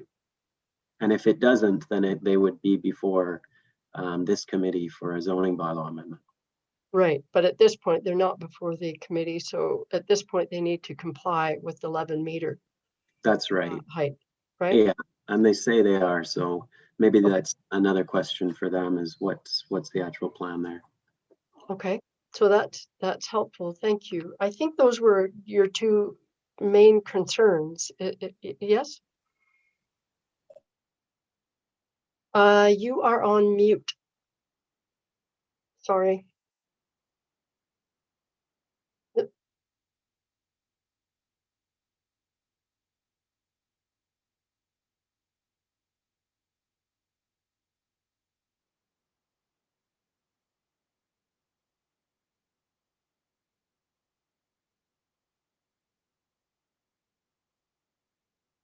I am trying to, I don't know what computer you have, so I can't quite. If you look at the bottom left of your screen, do you see in the bottom left a little mic that you can hit? Bottom left of your screen. You run your cursor to the bottom left.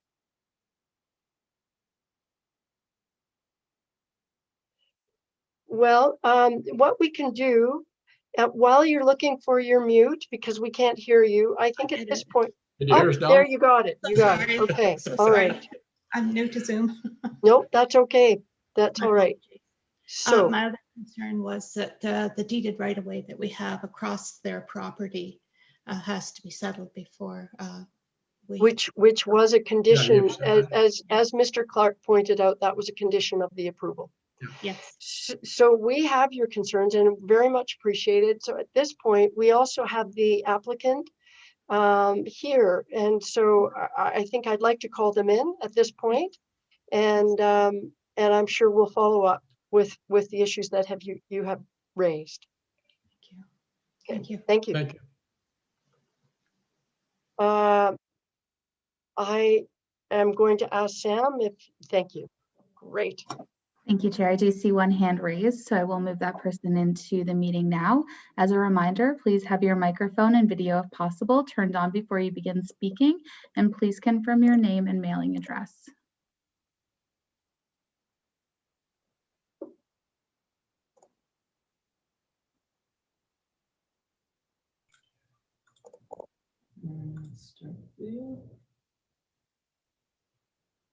Hello, I'm Stephen Meyer. I'm at 1100 Gorham Street, Newmarket, and I'm from Calibrex Developments. We're partnered with Duncap Corporation. I just realized I set my camera up. I didn't really look to see where it showed me, but anyway, thank you very much, Madam Chair and members of the committee, for having us speak. I could introduce us in the project if you'd like first, or I'm happy to just sort of start with addressing some of the questions, whatever would be most beneficial.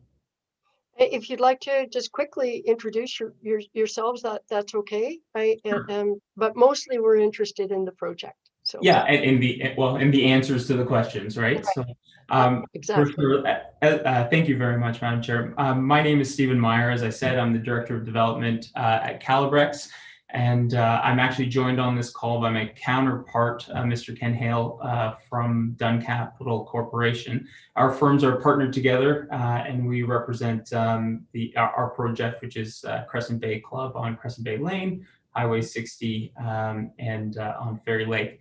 So Dunn Capital has been involved with the project since the 1980s, when the site plan was originally approved and the services were installed. I think probably those from the town are very familiar with a bit of the history on the site. There was a building permit drawn and erected in the late 80s, early 90s, and the builder who was originally on the project skipped town and left the site in a state of disrepair. And Dunn Capital ended up having to take sole possession of the project, and they've carried it for a few decades now. So we've joined on the project more recently over the past couple of years, and I think we've worked with the town staff very well as staff at the district of Muskoka and some other agencies to make modifications to the plan that maintain the existing fundamentals of the site plan, but by bringing it up to current standards and applicable codes and market expectations. So we're very proud of the work that we've done, and we commit to that moving forward as well. Our hope is to sort of redeem what's been a messy legacy there on the site. So I would like to take the opportunity to thank Mr. Clark, the manager of planning, for his report that outlines the project so well in our application, and to amend the existing site plan approval as was, I guess, stated, and I don't wish to restate anything, but the main changes that we're proposing to amend the site plan after discussions with town staff is to not fill the lake, which was originally part of the approval, and then as well as moving garages out of the way and to a location that's some of them were set rather close to Highway 60, and the MTO Ministry of Transportation has said they wanted the setback further for safety reasons. So we've done our best to comply with all those other agencies. Actually, the MTO has awarded us our entrance permit at this stage. We've been working with them quite a bit, and our traffic engineers as well. So they've given us the permit for the entrance, and now we'd like to move forward with the site plan amendment approval so that we can continue with our discussions with the neighbors and then ultimately build the project out in short time. So I'm very happy to answer any questions, ones obviously that have already been asked as well, at your pleasure, and continue working with staff as well. So thank you. All right. Thank you. Thank you, Stephen, for that. We did have some specific questions from the McEwens who were just with us. So I'm wondering if committee, would you like to follow up on those questions? Councillor Stone, thank you. Yes, two questions, actually. The first one is there an intent to have 4 stories or only 3? Yes, if I may, through you, Madam Chair. And I'd like to just apologize for on behalf of the rendering company, but the building is 3 stories, but there's a basement, and so they've shown sort of windows and access in the basement there because of the way that the grade is. So the buildings as we've proposed are not different than the ones that were on the original site plan. They're not any taller. The elevation, what matters in terms of building height, I think, to anyone is the elevation above sea level, right? So the top of the roof is the same elevation as what's proposed. That building has a basement, and it's shown as sort of a below grade story on that rendering, which I think has caused unnecessarily caused some confusion. But it's a 3-story building in the same way that the original proposed building was 3 stories, if that's the most helpful answer. Thank you. Councillor Stone, follow up? So yes, thank you. So presumably happy with the 11 meters that is set out for you here. Is that simple enough? Yeah, through you, Madam Chair, absolutely. I think we've come, our elevations as and we're still sort of sharing some information through with the planning department, but our elevations right now are all actually below the 11 meters. Thank you. And if I could ask my second question, again, with the rendering, you realize you can't create a new beach, which is shown in that picture? Yeah, to answer once again through you, Madam Chair. So there is an existing sand bottom at the property and sort of a beach area. I've attended it myself actually with my kids. It's a lovely place. We did I don't work with the marketing directly to handle sort of the development approvals and that sort of thing. I don't know what kinds of things their experiences are different, I think, than mine. But they took the idea of that beach and they made it look like it was the Dominican Republic. That's not our intention. Our intention is to just maintain what's existing. So we had our landscape architect sort of map out where that beach was, and then they drew it as a sandbox, so we have all the intention of maintaining the current existing status of the waterfront there. Thanks. If I could just follow up on that one and ask Richard to speak to the shoreline buffer in the proposed site plan. Richard. Yes, so I can tell you that this was a matter that we went back and forward on and discussed quite a lot. I had the same reaction as I'm sure you're having when I saw the beach. The shoreline buffer provisions of our zoning bylaw, it boiled down to how those would apply on a property like this that has that kind of special property detail schedule that shows what the lot requirements are going to be, and a property where there's already a site plan approved. We, I think, worked well with the applicant to come to a compromise that would maintain all the existing vegetation in the shoreline and enhance it wherever possible. And you'll see in the report that I'm looking for a little more in terms of enhancement planting around the parking area associated with building 4. They are showing things like seeding, and I'm saying, well, maybe increase the mix of shrub and trees in that area instead. I think what's been shown, the changes that have been made are great. I'm asking for a little bit more. And it seems like they're being cooperative so far. So good news there. Is there a percentage of amenity area that is allowed on that frontage? Well, thank you. Good question. Through you, Madam Chair. So the provisions of our zoning bylaw, the 2008 zoning bylaw, don't change. And they talk about the shoreline buffer area and the shoreline amenity area. So those two things go hand in hand. You're allowed a permitted shoreline amenity area, and it's restricted to like 15 meters or 25% of your property, whichever is greater. And then the rest should be part of a shoreline buffer that's 15 meters wide. So we raised all that, and we had lengthy discussions on what that meant on a property like this with an existing property detail schedule that has some of those. I think there was legal opinions provided on this too, and I think what it boiled down to is the provisions that are in place as a result of the property detail schedule do apply to all lot requirements.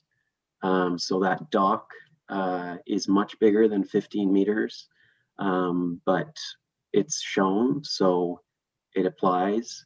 The shoreline buffer is not 15 meters wide, but we asked for that wherever possible, and it's being provided wherever possible. So it is a weird situation. And we're getting everything we can, but there is the existing property detailed schedule in place.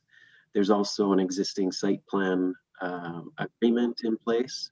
So I think the principle is we're just trying to make the situation better as much as we can, but it takes a bit of cooperation on both sides.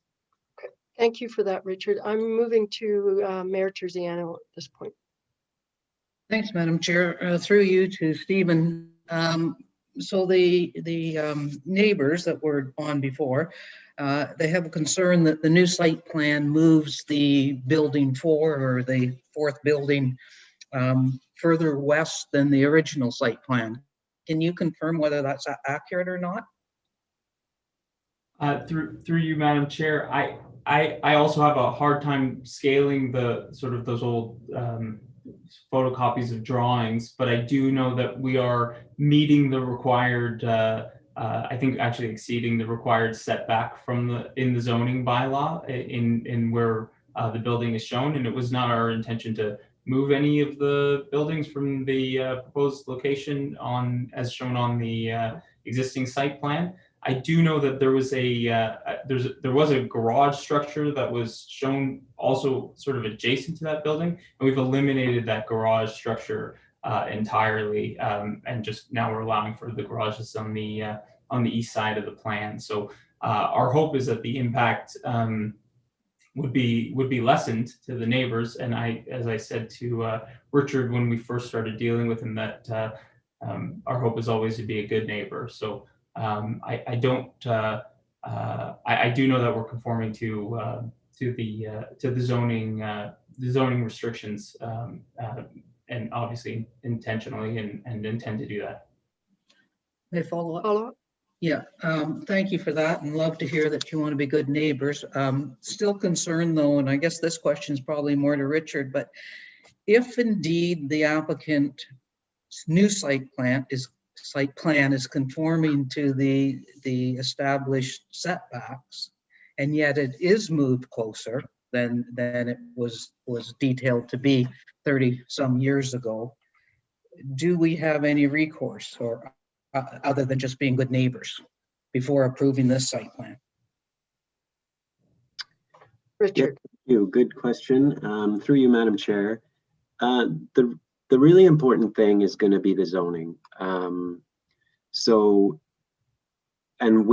I think we'll work with the proponent to make sure that all those setbacks that are on the property detail schedule are depicted clearly on the site plan that the final approved site plan.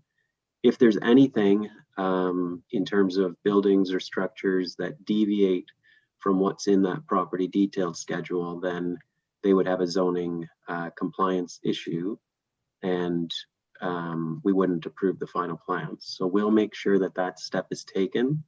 And to be honest, I wasn't concerned based on my review of the setbacks. But it does look like that building is shifted a little bit. Notwithstanding that, I do note that the garage is no longer there. So maybe it's 6 of one, half a dozen of the other. But definitely, if you like was shown or said by the Kewens, if you take the property line and extend it down, it looks like on the existing site plan, that building wouldn't encroach on the property line. And on the updated site plan, it looks like it crosses over that projection of the property line. So it does look like it's shifted further to the west. So we definitely need more clarification on that particular. But that doesn't mean, sorry, but No, that that's doesn't okay. mean there's a zoning compliance issue. Right. Yeah. But we do need to clarify for sure, right? Sounds like to me. Councillor Weeb, I noticed you had your hand up. Thank you, Chair Alcock. Can we also clarify the easement that is on title with the neighbors? Because I don't know if approving and then working out the details after is the way to go on this one, but I'd like some clarification on that one. Richard? Yes, thank you. Good question through you, Madam Chair. There is, we've been supplied with copies of the easements, and they relate to the current Crescent Bay Lane access. So the property at 61 Highway 60 actually has an easement across 295 to use Crescent Bay Lane. And then it also looks like there was deeded access to the shoreline. So those are two things that this developer needs to work with all of the surrounding landowners on, because it's not just 261 Highway 60 that has that issue. It's also properties further west on Crescent Bay Lane. And Stephen can provide further clarity on what's been done and some of the legal opinions on that. But the conditions that have been added basically require all those steps be taken and all easements be released and new easements be granted before the development can proceed. So those landowners, they would actually have to release their easement. And if they're not willing to do that, then I guess there's Stephen and his team would be working with them on that. So maybe it's a good question for Stephen. Stephen. Yes, happy to answer. Thank you, through you, Madam Chair. Typically, easements are a condition of a final approval. And in this case, the easements would be lifted because the driveway goes through the center of the property, and we're putting a new entrance. Now, this proposal isn't new, and I don't mean the proposal for the site plan or anything, but the proposal for the change in the entrance isn't new. In fact, there's an existing agreement with the district to realign that entrance and that road, and also grant them the easement down it for the pumping station, the sanitary pumping station, for access, and as well as the sewage that runs down that easement that's to be given. So right now that sewage pumping station doesn't have an easement, for example, but as a result of the approval of the site plan amendment and moving forward, we'd be granting that easement, and we'd be granting access easements. It's very difficult from a developer's perspective, and this is, I think, typically why easements are a condition of the final approval. It's difficult for us to make any promises to neighbors or anyone in need of an easement, even if it's a utility or the district or a neighbor, prior to sort of knowing how the plan will land. So it's definitely appropriate, and I think Richard asked a similar question, and we provide a legal opinion. It's definitely appropriate to have the approval in place in order to have those conversations with confidence that this is what we're actually offering, and this is what it will look like, rather than sort of tee everyone up and then seek an approval for a site plan that may never move forward. So okay, I appreciate that. I noticed your partner, Mr. Hale, has his hand up. So I'm assuming that's maybe part of the response. If you need to put your video on, if we were to see you. Hi. Thank you, Chair and members of the committee. I'm, as Stephen identified earlier, I represent Dunn Capital. We're partners on this deal, and I've been sitting here and going through some of the background information, and I didn't mean to interrupt Stephen, but I thought maybe I could add a couple details that could assist here in the decision making. I'm a registered professional planner, so I speak from as a planner, but also I am employed by the developer. With respect to these easements, back in 1987, this property moved forward under a draft plan of condominium. And that draft plan of condominium foresaw an agreement between the 7 parties to the west, or 8 parties to the west, that the benefit to them would be the building of a sewage pump station and the inclusion of domestic water, which was done and is currently owned and operated by the district. In exchange, in that draft plan of condominium was a requirement of us to provide them new access and egress and access easements, and they would in turn remove their rights to their existing agreements. As Stephen mentioned earlier, this development, for whatever reason, back in the late 80s, became defunct, and that draft plan of condominium was expired. But at the end of the day, what the end result was is that the services were put in, and those 7 or 8 residences are connected to those services. And there's actually an agreement, a legal agreement between Crescent Bay and the district to actually finalize this situation with these homeowners regarding these easements. Our plan here is quite simple. That is, we have the new entrance permit from the MTO, moving that entrance over. Our plan is to draft the new easements in favor of the residents, and meet with them to convey those easements to them, and to also request that the lifting of the existing easements is made. The reason why it's a condition of site plan is because in order for us to get those easements prepared and to go to that next level, the site plan needs to be finalized so we know exactly where those are going to go and what needs to happen. So that's why we're asking, and I think that's why Richard has shown those as requirements as condition of site plan rather than something to need to get site plan. And then the other thing I've been observing here, and sorry, Stephen and Richard, I've been feverishly going through surveys and drawings, and that was the question from the neighbors with regards to the setback on the building. And what has been done here is that the garage units, if you go back to the zoning provision, shows that there's a 25-meter setback from the property line in the original site plan. Those garage units, as Richard pointed out at the beginning, have been consolidated and they've been moved over to the east portion of the property, way out of any view from the waterfront or anything like that. The building has moved over some, there's no doubt about that, but the building is 28 meters from the property line. So it's actually reduced the blockage, because that garage would have presumably have blocked that view. There's actually been an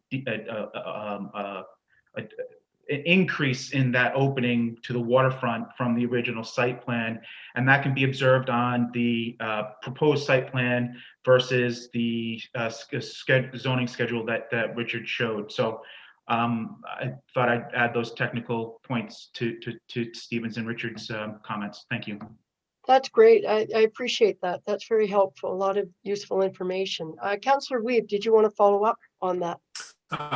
Yes, thank you, Nancy. I actually don't want to follow up on that. I think that satisfies that end of it. Okay. All right. I do want to go back to the building 4, which would be the height issue, because I'm not convinced that that's an error. I think that there's 4 stories depicted there.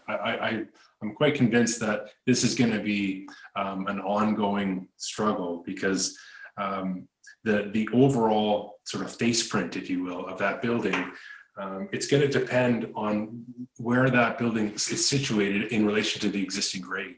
So if I don't know how that's going to go, because I haven't walked the site and I don't really see all the elevations yet, but I think it's there for a reason. I think it's on the drawing for a reason. And I think we're going to end up having to go more back and forth with this committee and with the public on that building. So I'm just wondering if you wanted to comment now on it, but I've got. Mr. Hale, could you comment on that? Because it was. Yes, our intention is not to ask for any exemptions from the zoning bylaw from the 11 meters. So you are correct. That is shown as 4 meters on the walkout side of that building. We will review the zoning provisions to see where height is measured from. That could just be a mistake on our part as far as what height is and where it's defined under the existing zoning bylaw. Our intention, as shown as there, Chair, Council Weed through the chair, is that it was 3 stories from the roadside, which would be from Highway 60, and that it's essentially a walkout. If we need to make provisions, if it doesn't meet the current zoning bylaw or it doesn't meet the provisions of the zoning bylaw, we're certainly going to make changes. And please note that we won't be able to get a building permit issued by the municipality unless we do conform to the zoning bylaw, which we're not asking any exemptions for. So I don't disagree with you, the fact that this is going to have to be looked at. But again, it's an artistic rendering, and what we're here asking for is a site plan approval. The control that the municipality enjoys over ensuring the height meets the zoning bylaw will be when we request a building permit. Councilor Weed. All right, we're good. Richard, you have your finger up. At some point, I actually do want to read the motion, have it on the screen and read the motion. Unless, Richard, you want to add one quick thing, or can I go ahead and read the motion? And Julie, I'm giving. It's just about the height. Oh, about the height, you do want to say something there, or? Just a point of clarification. I don't think it's a concern because we're going to ask that the elevation drawings be submitted and that the proper height definitions be used. But height in the Huntsville bylaw is taken from the shoreline frontage. So that's what I was concerned about too. And that's why I asked for it, and we'll make sure it gets addressed. Okay, good. Julie, can I, Mayor Terziano, I'd like to read the motion, and then I will ask if there are further questions or comments, okay? So Julie, if you could put it up on the screen, that would be great. I have a motion moved by Councillor Armour, seconded by Councillor Weeb.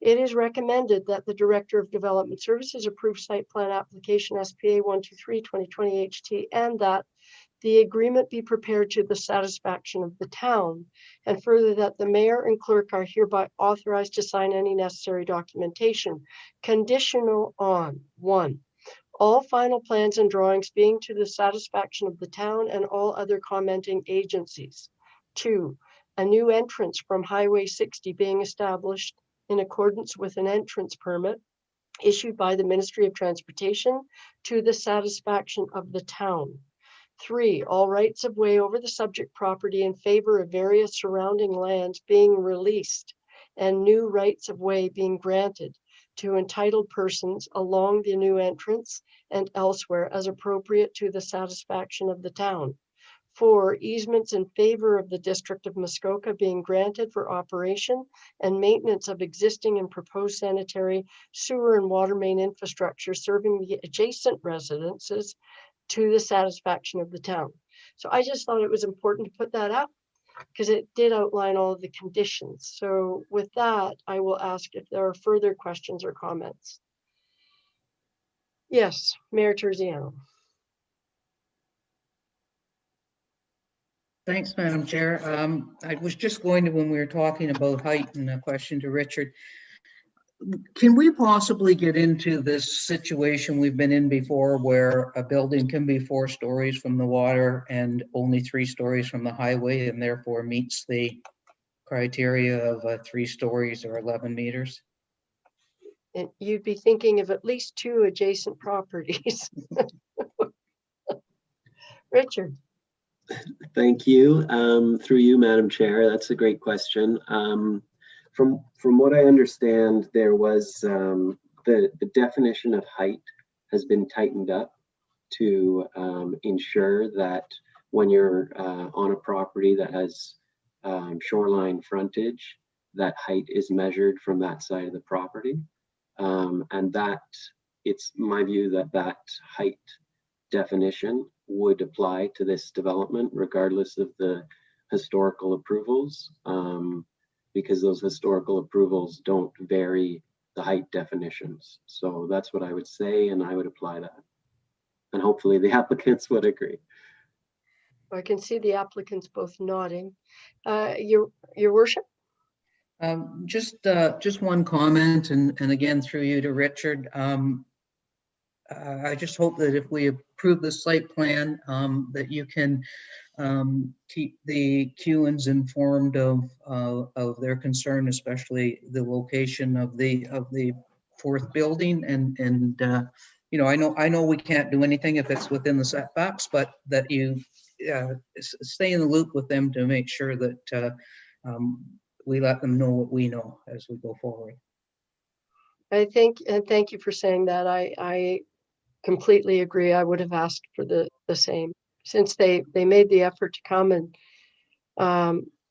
speak to all of their issues, and quite delightful. So that would be a request from committee that continue to happen.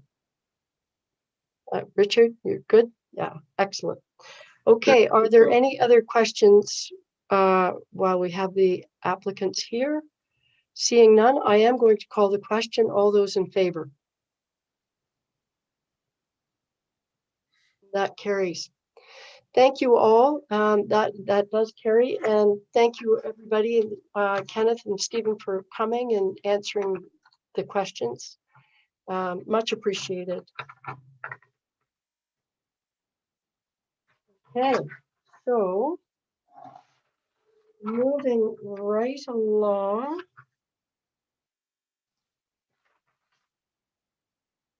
We are finished reports and moving to new business, and that is to you, Richard, for our staffing update. And is Curtis still with us? We'll put that out there and see if he's still with us. He is. All right. So would you like to give us an update, Richard? Sure, and this will be bittersweet. So just to share a second to recognize my colleague Curtis. Curtis has accepted an offer to take another planning job at another municipality whose name shall remain nameless, but their initials are District of Muskoka. So boo them. We've all enjoyed working with Curtis. We're definitely going to miss him around this table. And I just wanted to say congratulations to Curtis, and I'm sure you guys would like to say that also. And maybe I'll let you do that, and then I can give you an update on what's happening after. Okay, thank you, Richard. And I definitely would like to say our loss is the district's gain. And but it is our loss. It's been a pleasure working with you, Curtis. But you know, from my perspective, I think I'll still be working with you down at the district. And they're lucky to have you. It's you know, I feel like it's just been working with you has been such a pleasure, you know, and your ability to work with clients. I've heard from so many people that it's not a struggle. So, you know, that's such a testament to your skill as a professional planner. You're very good at what you do, and it's much appreciated around this table. I'll speak for myself anyway. But you know, you're not going very far, and we'll see you again. So thank you for your service to the town. Thank you so much, Madam Chair. Hopefully you'll allow me a chance just to respond to that. And, yeah. Sure. For me, it's very bittersweet. I've made some very dear friends at the town, people that I would likely consider lifelong friends. And I just really just wanted to take this opportunity. I mentioned it to Councillor Stone and Councillor Fitzgerald during the Committee of Adjustment, but just thank this committee for fostering such a positive relationship between staff and yourselves. It's, you know, I feel like we have such a great working relationship, and you've always been so kind and respectful to us. It's just it's a real treat and somewhat of a rare thing, having watched other committee meetings elsewhere. So I really appreciate it, and you know, I feel like I've really sort of grown into the role here in the town, and I think that you are all a big part of that. So, and of Thank course you. to Richard as well for being being a mentor and helping me along despite his short time with the town. He's obviously fit right into the role, and just want to take the opportunity to thank him as well. All right, that's good. Would anyone else like to say? I guess Councillor Stone, you already have. All right, Your Worship. Thank you, Madam Chair. I just want to wish you well, Curtis. We will miss you. I hope that it's a stepping stone for your career. It won't be any more fun than you've had here, believe me. No. They say you can never go back, but you know what? If things work out, you can. Yeah. You could always come back. I was just thinking, I don't think any district employees watch these meetings, or I hope not. Maybe I can just get a bunch of skills and come back. Anyways, we wish you the best. Kind of glad you're not going all that far, and we'll still see some of you. So, very best. Sure. Thank you, Your Worship. That's really Thanks, Curtis. Thank you. All right. Okay. Farewell, Curtis. I am a district employee, so watch it. Yeah, right. And I will say the planning committee down at district, we're pretty nice down there. So it'll be good. Absolutely. I look forward to it. And obviously I'll be around and be in touch. Just down in Port Sydney. If anybody wants to come visit, just look for the house with all the hydrangeas. Okay. Thanks, Curtis. All right. Bye. Richard. Okay, yes, great. So that's so just to finalize the update on staffing. So the department's now actively recruiting to find a replacement for irreplaceable Curtis. And we've advertised and the advertisement closes on the 12th. So we'll be moving as quickly as we can to get help. In the meantime, I guess just to put it out there, we will be moving as quickly as possible. We're going to get help from the building department to move some of our applications forward, but it will be probably a little while where there might be some delays. So just wanted to put that out on the table. We've put some notices on the webpage about that. And I think we're just going to have to get through this the best we can. So that's the staffing update for you. Okay, quick question. I missed it. When is the deadline for the application? It's this Friday. This Friday. Okay, so soon. So if you know anyone. Right. Okay. I did actually mention it to someone, but anyway. So there you go. Are there any other items of new business? Nope. Okay. So I am going to move. Oh, Councillor Weeb. Right. Sorry. You know what? I'm going to do a quick update with some of the things that I mentioned from last month, and just let the community know that I've been in touch with tiny house builders from across this country. I've been in touch with municipalities from across this country who are doing different things and allowing different things and figuring out ways to solve different problems. Just in case anyone's watching, because I know we get a big crowd for these meetings. We do currently have, we've reduced our minimum size, right, for buildings. So technically right now we would allow tiny houses if they're on foundations and meet septic and water, et cetera. Now that's great, and we're off to a good start. But I think there's lots more work to be done. And I think we're gonna, hopefully I'll have a presentation, a full presentation next month for this committee to dig their teeth into, and hopefully we'll get to a place where once our staffing is up back to its full complement, we'll have the resources to really make progress on more alternative housing options and put a couple of the first maybe 2 rungs back on the housing ladder in this community. That's my goal. So stay tuned, and thanks. I appreciate that update. I just wanted to add that you also be joining the district task force subcommittee meeting tomorrow on alternative housing strategies. So that's really exciting. And maybe that whatever comes out of that, or if there's further information, maybe that could form part of your presentation as well. I'm so thrilled that you're doing this, and I'm very appreciative. So thank you.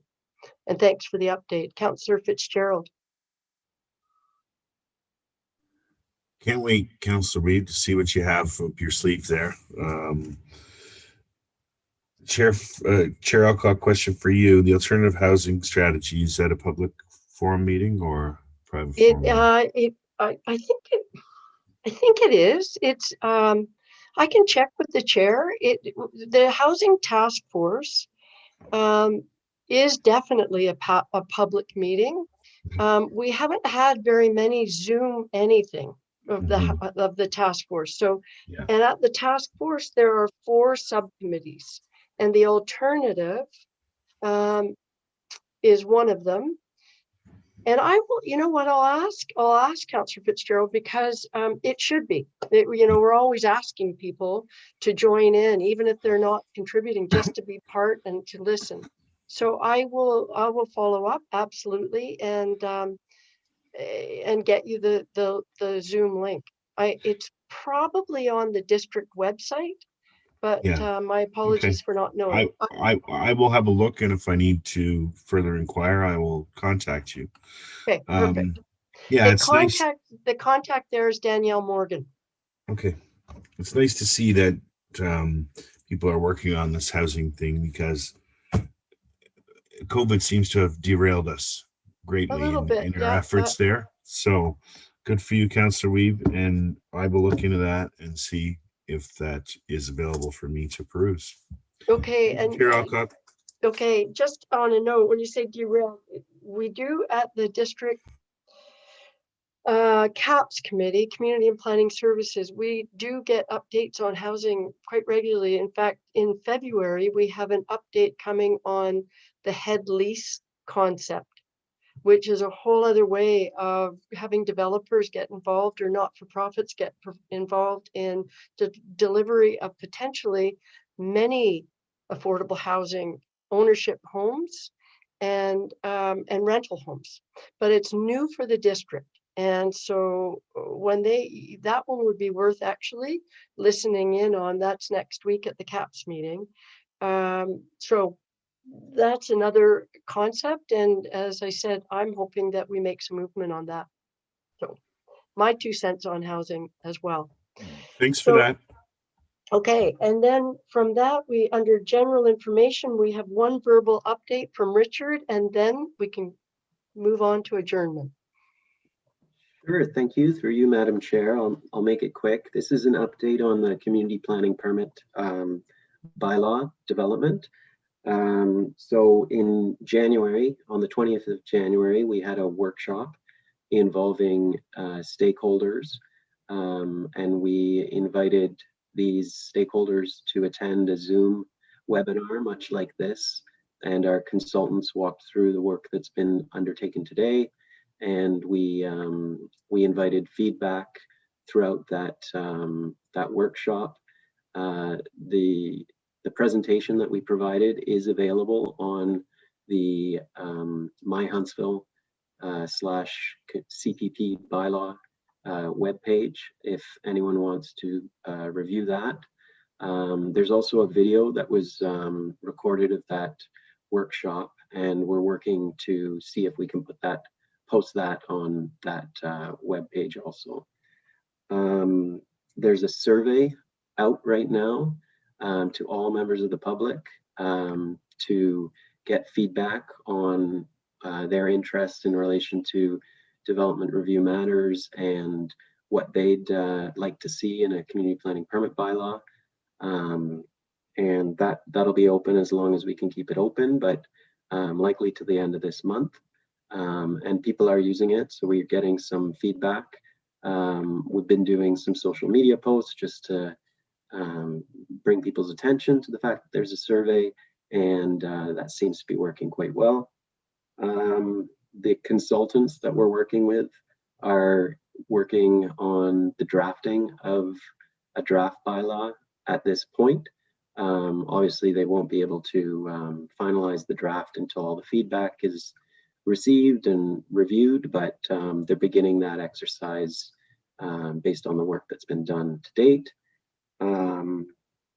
And in addition to that, those consultants and staff will be doing targeted engagement with some of the stakeholder groups like the lake associations, the BIA, and those types of interest groups to gain their specific feedback on the bylaw and what they'd like to see. So those works are all underway and everything seems to be on track.